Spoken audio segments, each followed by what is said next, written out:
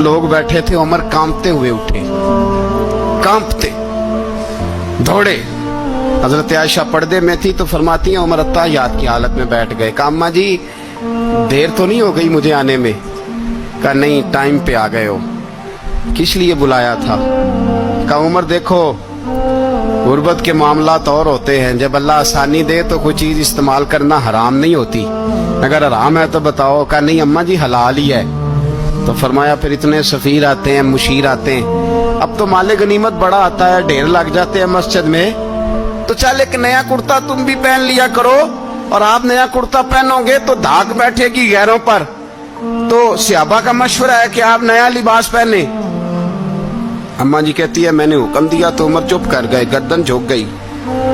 थोड़ी देर के बाद सैयदना उमर फारूक ने सर उठाया तो दाढ़ी पे आंसू गिर रहे थे, रो पड़े। कहने लगे पाक महबूब की पाक बीवी, जैसे हुक्म करती हो मैं हाजिर हूं, पर मुझे वो वाला लिबास पहनाना जो मेरे मुस्तफा ने पसंद फरमाया है।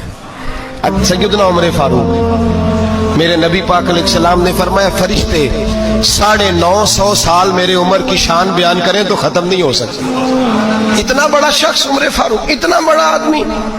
एक दिन ऐलान किया उमर फारूक ने, लोगों मस्जिद में आओ, बात करनी है। अमीरुल मोमिनीन का पैगाम है, सारे मस्जिद में आ जाए। खचाखच मस्जिद नबी सहाबा से भर गई, और ऐसा जब ऐलान होता था तो सहाबा दौड़ के आते थे। शायद को जंग है, शायद किसी ने हमला कर दिया है, शायद कोई नई बात है, दौड़े आए लोग, मस्जिद नबी खचाखच भर गई। सैयदना फारूक आजम रदी अल्लाह तआला अन्हु मिंबर पे बैठे, हजरत अब्दुर रहमान इब्ने औफ रदी अल्लाह तआला अन्हु फरमाते हैं कि सहाबा तजस्सुस के देख रहे हैं कि पता नहीं किसी तरफ से पैगाम नहीं आ गया, कोई काफिर हमला नहीं करने लगा, अल्लाह जाने क्या हुआ है, बड़ी परेशानी है। उमर बैठे, अल्लाह की हम्द की, नबी पाक सल्लल्लाहु अलैहि वसल्लम पर दुरूद पढ़ा।